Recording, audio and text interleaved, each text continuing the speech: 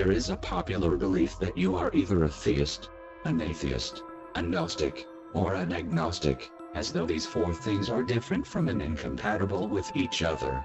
The A in theism and gnosticism means to be without. So an atheist is without theism, and an agnostic is without gnosticism. One cannot be a theist and an atheist. One cannot be a gnostic and an agnostic. One can be a gnostic theist or an agnostic theist. One can be a gnostic atheist or an agnostic atheist. You are either a theist or an atheist. You are either a gnostic or an agnostic. You are one of the four combinations: gnostic theist, agnostic theist, gnostic atheist, or agnostic atheist. Theism. This is a belief in a god or gods in the context of a personified deity with supernatural powers. There are two main types of theist: those who believe in a single god who created the universe and has supreme powers, or multiple lesser gods with limited supernatural powers. The word god is deliberately vague, so theism must be understood in the context of a personified deity. Atheism. This is the absence of a belief in a god or gods in the context of a personified deity with supernatural powers. There are two types of atheist: those who believe God doesn't exist, and those who simply lack a belief in a god. Those who believe God doesn't exist come from the position of there is no proof that God exists. Therefore that is proof in itself that God doesn't exist. Those who simply lack a belief in a god come from the position of I don't know if God exists, but if you can show me good enough evidence I will believe it. Contrary to popular belief, an atheist may in fact believe in a god in a non-deity context. The first type of atheist is wrong, since lack of evidence isn't proof. You can't prove that God doesn't exist. You can't prove that anything doesn't exist, whether it exists or not. But you can prove that some things exist, and there are things that exist that are yet to be proven, and things that exist that may perhaps never be proven.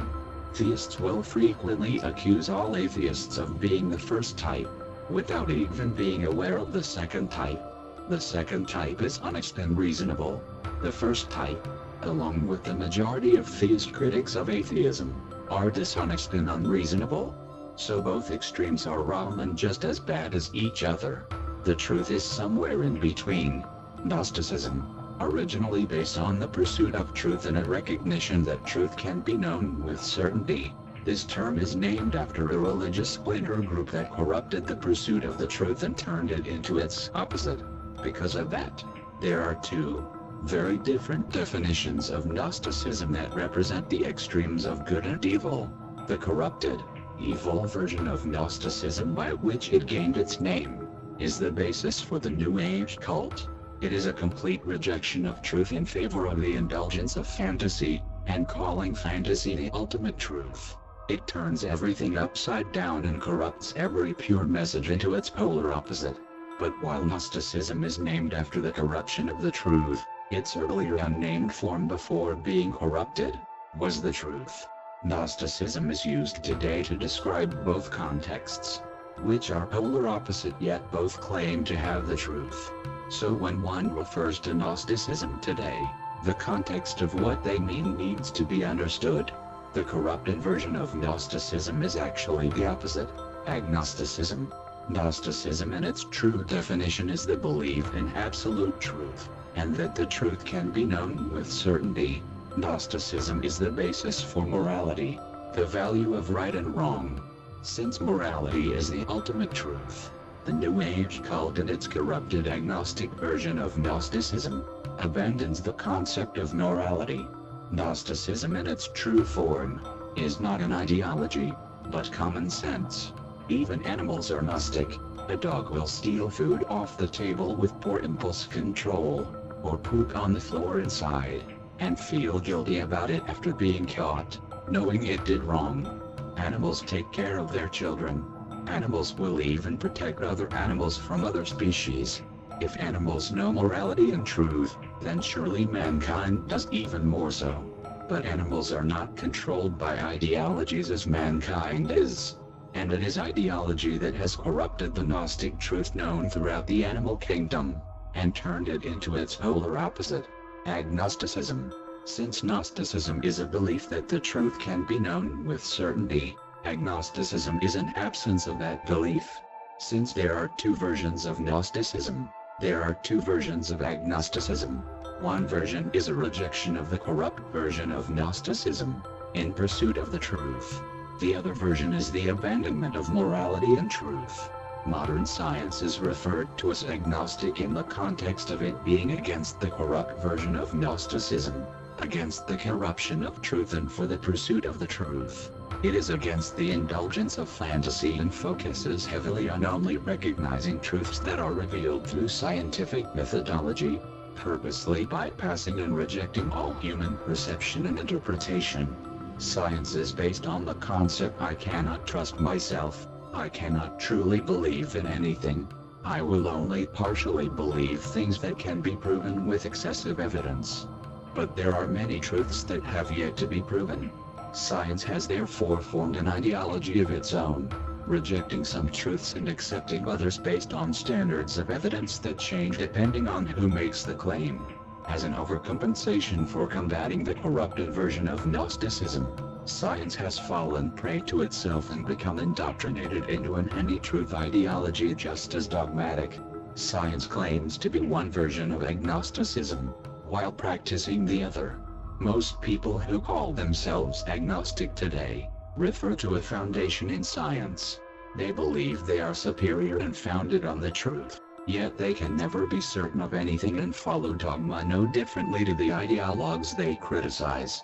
And the ideologues they criticize are actually agnostic themselves, masquerading as Gnostic, while science popularized agnosticism.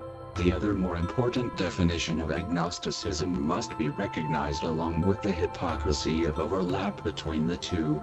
Since agnosticism properly means the absence of Gnosticism, which means the rejection of truth and hence morality as well, then science is a rejection of the truth about morality. Most who call themselves scientific and agnostic will admit to morality being a fundamental and absolute truth. That makes them Gnostic, but they will choose to be agnostic selectively on topics of their choosing, especially religion. Their religious critics will criticize them on having a lack of morals, because they are both agnostic and atheist, while they do in fact have morals and are only agnostic on the topic they are being criticized on. One who pursues the truth doesn't selectively apply different standards to different topics. Agnostic needs to be understood in its correct context, of being not for but against truth and morality. While atheism can be both an absence of belief or a belief directly against theism, agnosticism is not the same. Agnosticism in its proper context is always against Gnosticism and hence always against morality and truth. An absence of morals is immoral. Apathy toward evil is evil. Not having morals is the erosion and destruction of morality around you.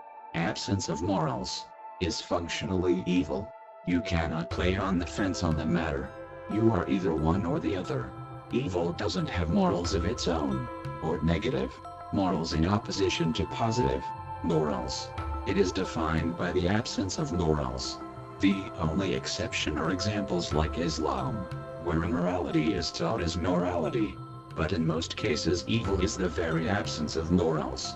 So when one calls themselves agnostic in the arrogant belief that they are morally and intellectually superior, they should be reminded of which definition of agnostic they truly represent, to measure whether they actually represent morality and truth.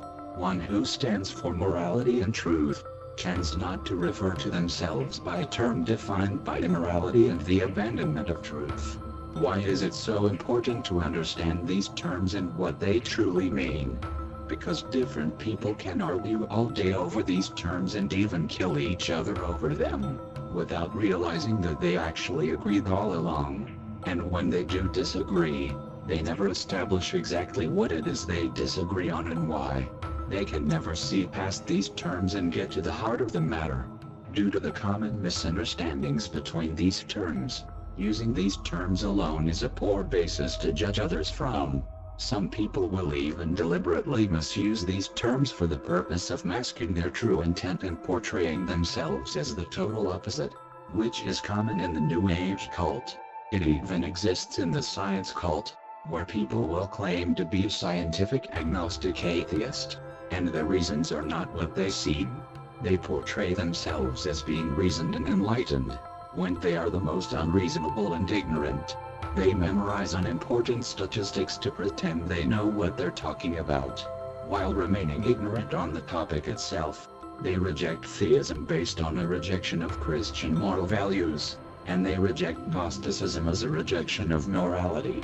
They are in fact immoral and intellectually inferior, and claim a label of the extreme opposite as a means to mask their true colors and their immoral intent. They use the label of science to put their misguided beliefs on a pedestal of truth while rejecting truth at the same time. And even the New Age cult does the same thing. Through the inversion of definitions and the abuse of labels, villains hide as wolves among sheep, portraying themselves as heroes and heroes as villains in a simple, primitive yet successful game of psychological projection and role reversal.